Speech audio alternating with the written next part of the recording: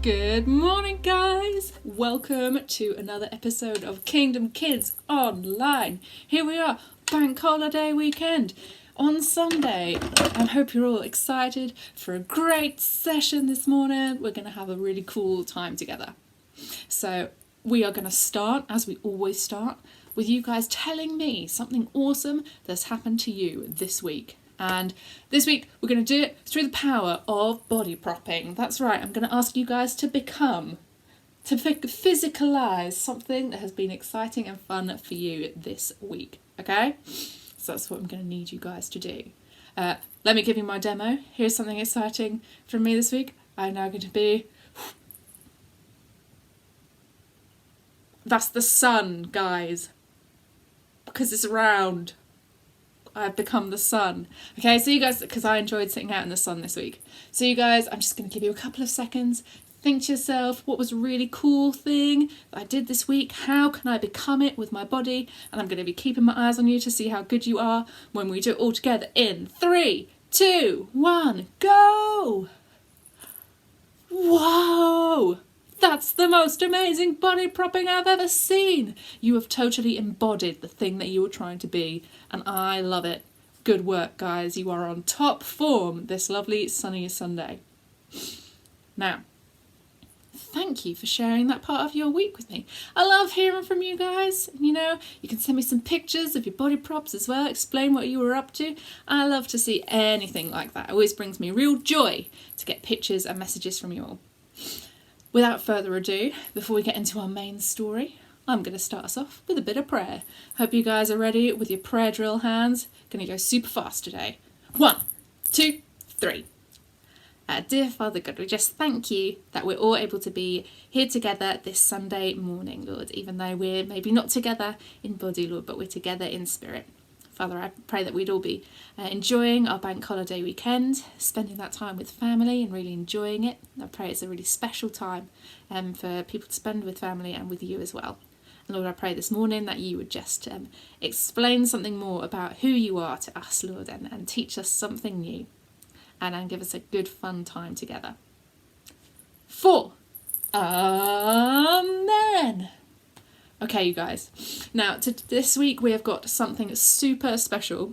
We've got a recap of last week's story in video form from one of you guys. Well, in fact, 2 of you guys. This got sent in to me by Team Gowland, and it is the coolest thing ever. They should clearly be doing these videos every week instead of me, because it is absolutely amazing. So this is what we're going to do first, is we're going to recap last week's story with an awesome video from Team Gowland. Here we go.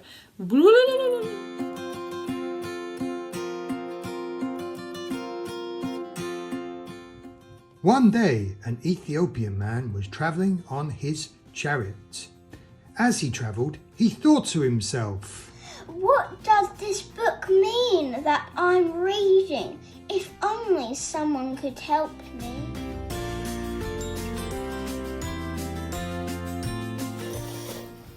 As the Ethiopian travelled, he continued to wish that someone could help him understand the book that he was reading. As the Ethiopian was thinking this, people around noticed a small figure getting closer and closer.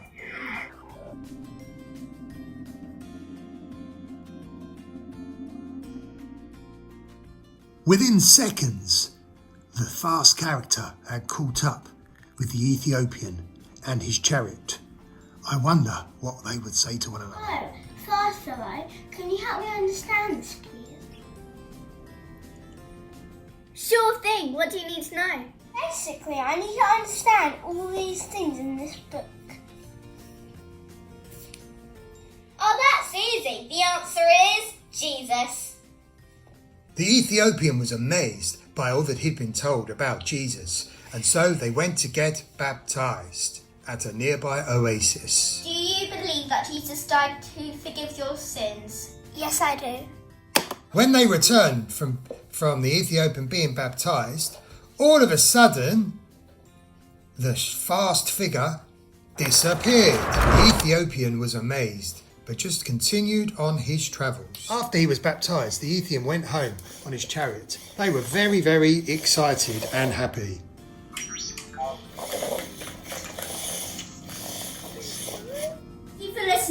story of the Ethiopian and Philip.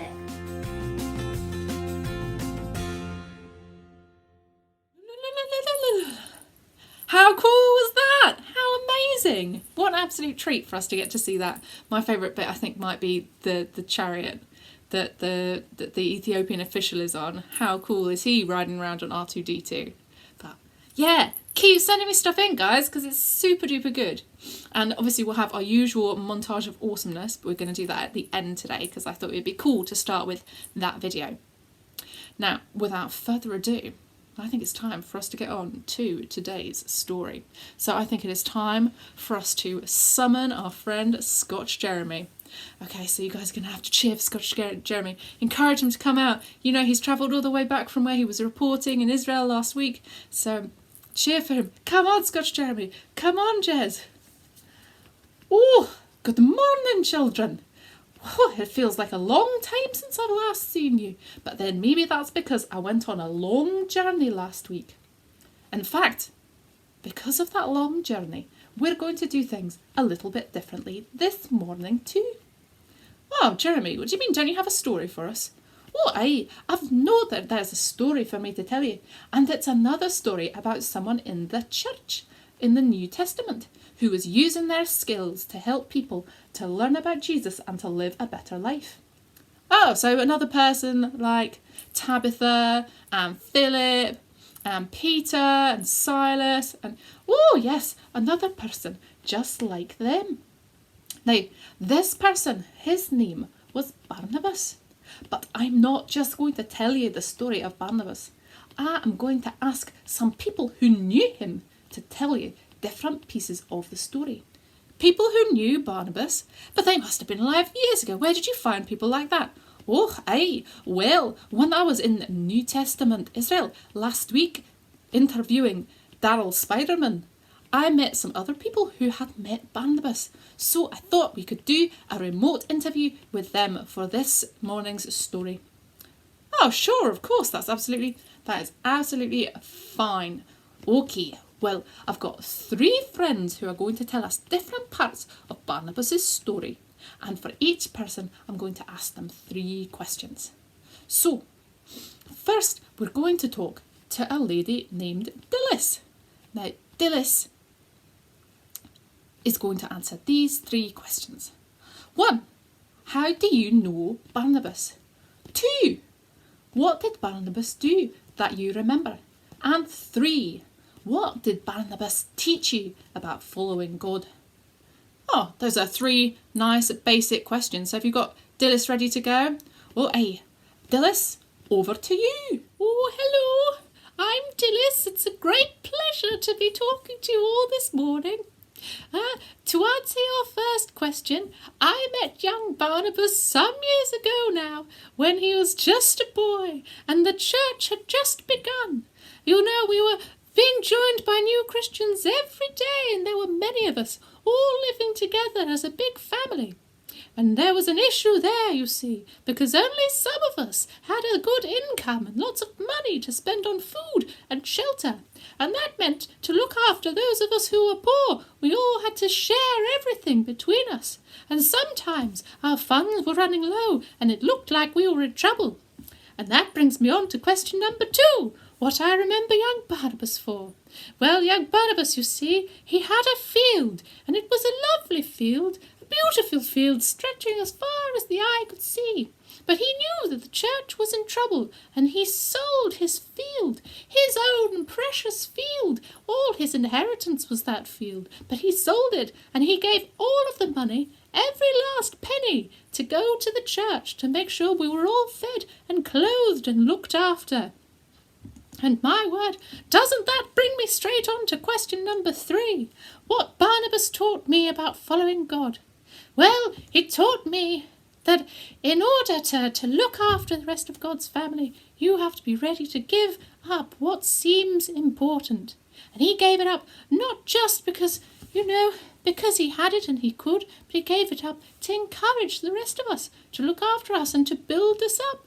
And that, is when we started calling him Barnabas, which means son of encouragement, because we were all so encouraged to see what he was willing to give up to follow God. So, there you go. That's perhaps the first part of young Barnabas' story in the Bible. Well, I was very pleased to be able to speak with you, and I hope that this has shed some light on young Barnabas and all that he did for us in the church. Hopefully I'll see you again soon. I did very much enjoy your visit, Scotch Jeremy. Ta-ra for now! Oh, thank you, Dilys. That was such a good story, and what a great way to get to know Barnabas. That's the first time we meet him in the Bible. What a cool and encouraging man. Yeah, he sounds like a really great guy. What did you get up to next? You say you've got 2 more people for us to talk to. Oh, aye, Barnabas does loads of stuff in the New Testament. He gets all around the place. We're not even going to learn everything he does, just a few bits of the story. Now, the second person we're going to ask some questions is a man named Gordon. So, we're going to ask Gordon these 3 questions. How did you meet Barnabas? What do you remember him doing? And what did you learn from Barnabas about following God? Alright, I'll admit, they're all going to answer the same 3 questions. I only came up with 3, but I think they're 3 important ones, so we'll probably be all right. You know what? 3 is fine. Alright, well, with no further ado, over to you, Gordon. Howdy, y'all. I'm Gordon. It's a pleasure to be able to speak to you this morning about young Barnabas. Now, without further ado, on to your 3 questions. Question number 1. How did I meet young Barnabas? Well, let me tell you. At the time, I was staying with the disciples in the church council in Jerusalem, and we had word sent to us that a man named Saul wanted to come and meet us. Now, you might have heard of this Saul. He was a terrible man at this time, you know. He had been around persecuting and hurting many Christians. And so we thought, no, we don't want to see this man. Of course not. He's going to bring danger. He's going to bring trouble with him. But then, you know, some other people were saying, no, he's had a change of heart. He's a follower of God now. But we thought, no, we're not going to risk it. We're not going to see this guy. And then in marches this lad, Barnabas, and he says... Oh, and this is answering question number 2 now, what I remember the lad for. And he marches and he says, excuse me, I have come here to speak on behalf of Saul. You know, he is a changed man. He goes by the name of Paul now, and he has done some amazing miracles and really risked himself on behalf of the church. And he said, I will stake my own reputation, my life on this man. And I will bring him before you. And, you know, we thought, my goodness, look at this young man. He is willing to risk his own reputation, maybe even his own safety, because he trusts this guy. And, you know, we thought, that is grace. That is the grace of Christ. You know, Christ died on the cross for us, even though we didn't deserve it. And then this lad Barnabas, he was willing to put himself on the line for Saul. And Saul didn't deserve it. No. But Barnabas, you know, he was an encourager. And he encouraged that Saul. He said, you can do it.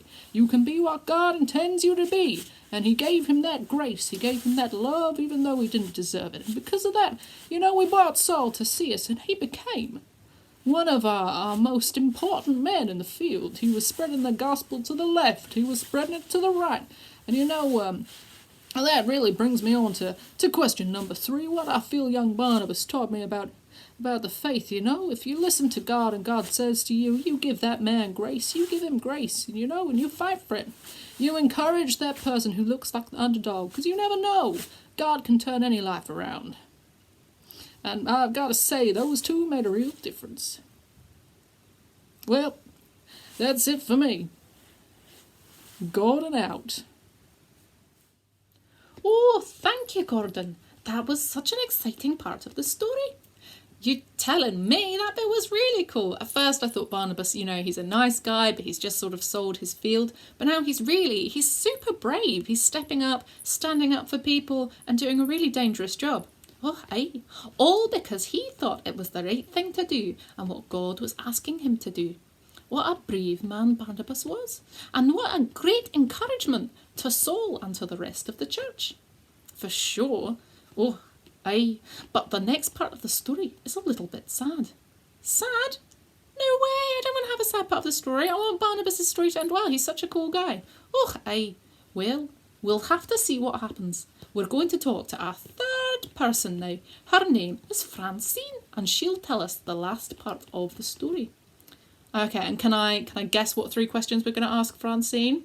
Are we going to maybe ask her, 1, how did you meet Barnabas? A. Are we going to ask her, 2, what does she remember Barnabas doing? A. Are we going to ask her, 3, what that can teach us about following God? A. Where? You know, I already told you, I only came up with 3 questions, and you said it was fine, and now you're being silly. Oh, sorry, Bun. Sorry, Scotch Jeremy. Sometimes I just can't help myself. Oh, hi. Well, I know how you feel. So, without further ado, Francine, over to you. Yes, good morning. I'm Francine. It's an absolute pleasure to make your acquaintance. I'm so glad to be able to share with you this morning. Oh, yes, on to the questions. Question number 1. How did I meet Barnabas? Well, you see, my good friend Saul had been travelling around many places, building new churches, teaching new Christians, and Barnabas was ever at his side. You know, wherever Paul or Saul, whatever name he was going by at the time, wherever he went into danger, Barnabas was there at his side, preaching alongside him, and truly he was an incredible encourager. As these new people came to faith, Barnabas would encourage them. He would speak to them of all the amazing things that God could do with their lives. And you know, he walked into danger. I saw him, have the rocks thrown at him. I saw him be, persecuted by Roman officials. He was an incredibly brave young man, but very principled. And, perhaps the thing I remember most of Barnabas is quite a sad story, which I suppose brings me on to question number 2. What do I remember of him? Well, there came a time when the 2 of them, Paul and Barnabas, were about to go onto another journey, but Barnabas was sure. He was sure that they should take young John Mark with them.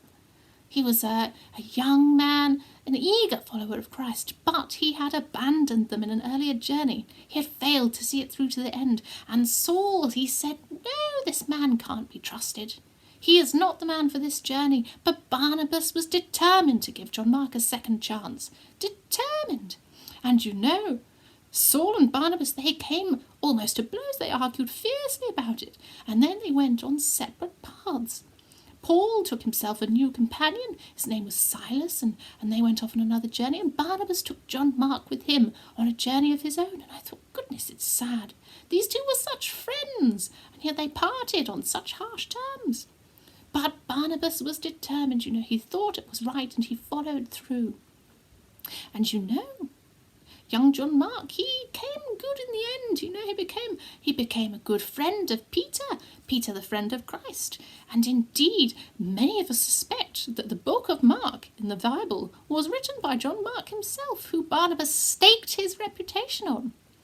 There you go. Perhaps both of them were simply called to different paths. Paul had one job, and Barnabas had another, to encourage and nurture young John Mark. And what can that teach us? Well, I suppose means it can teach us that we should stand firm when we believe God has asked us to do something. We should stand firm. Of course, we have to test it and see if it is from God. We pray, we ask our friends, we check the Bible, we assure ourselves it doesn't mean breaking a law or hurting anyone. But if God asks us to do something, he has a purpose and a reason. Just as he had a purpose and a reason for having Barnabas walk with John Mark with such determination. And it was sad to see them fight, but I'm sure they did twice as much good apart after that argument. And my only prayer is that they made friends again. Well, there you have it. That's my part of the story of young Barnabas. I hope that answers your questions, and I hope to see you again soon, Scotch Jeremy. It was lovely to have you to visit. Bye-bye now. Stay safe. Oh, thank you so much, Francine. My word, it's a bit of a sad end to the story, but it's interesting to know, isn't it, that even though Saul and Barnabas went in different ways, they both made a really big difference for God, in really great ways. yeah, I guess sort of everyone has a different path and God has a different plan for all of us. But I thought Barnabas was such a cool character, the way he stood up for people and he encouraged people and he didn't give up. He was super brave. That's why I thought it would be great to learn about him today. Sometimes I get myself feeling a little bit tired of doing all this lockdown, but then I remember Barnabas persevered, and because he persevered and did what was right, he had an amazing story in the Bible. That is a great encouragement. Thank you, Jez. Oh, hey, don't mention it. I'll see you all next week with another good story. Bye now. Bye, Jez. Gosh, he's off speedily today. Wow. That was a cool story, and those were some really cool characters that we got to meet today. So I think that's about the end of our story, which means it must be time for our 1 minute move. That's right, guys. It's 1 minute move time. Today, we are going to be doing mountain climbers. Do you guys know what that is? It's when you're like, put your hands on the floor and then you're going to like run with your legs. You know, Mr. Joe Wicks does them loads. And I have been doing Joe Wicks with my buddy again this week. So I am hopefully back in fighting fit condition, ready to do this without being horribly out of breath at the end. But we shall see. Okay, guys, are you ready? Assume the position. Assume the position.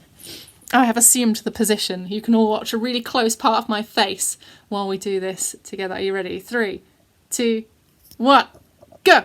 Mountain climbing, mountain climbing, mountain climbing.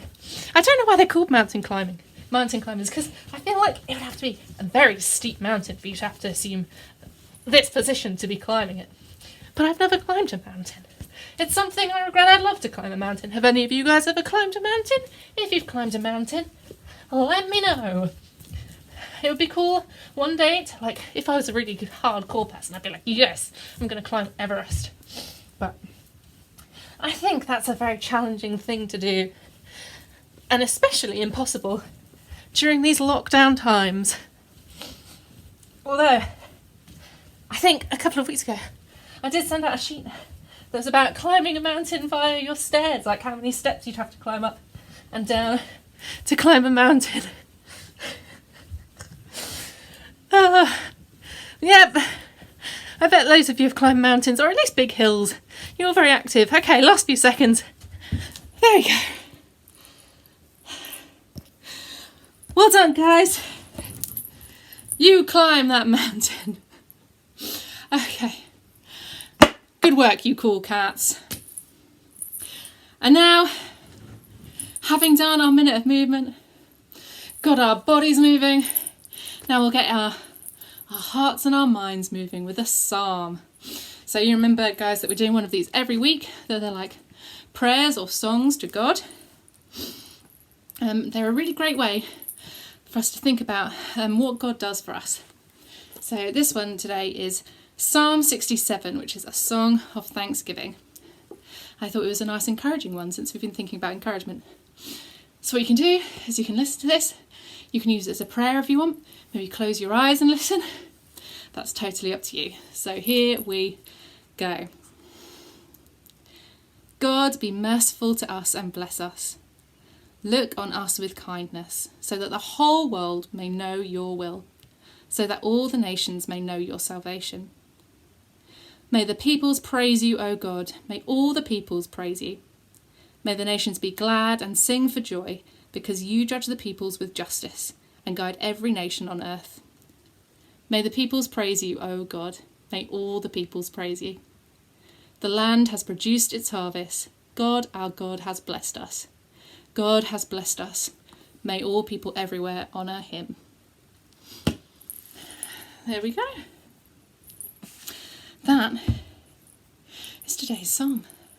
And we are coming to the end of our session together this morning. So it is time for us to finally, I'm sure you've all been waiting for it with much excitement, see the montage of awesomeness, all the incredible things you guys got up to last week from last week's session. So without further ado, I'm going to hand over to Maestro Dave for our awesome montage of awesomeness.